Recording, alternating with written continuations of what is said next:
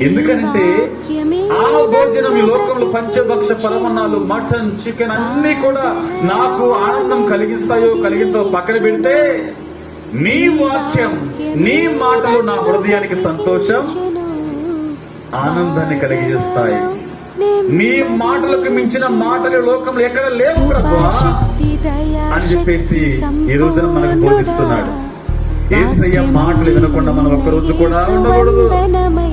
ఆ మాటలు మనం వినకుండా ధ్యానించకుండా ఒక్కరోజు కూడా గడవకూడదు.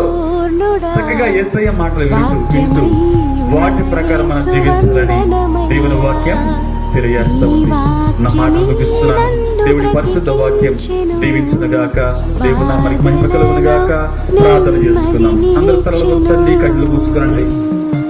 కళ్ళు మూసుకుని ప్రార్థన చేసుకుందాం. ప్రార్థన చేసుకుందాం. అందరం కలిసి ప్రార్థన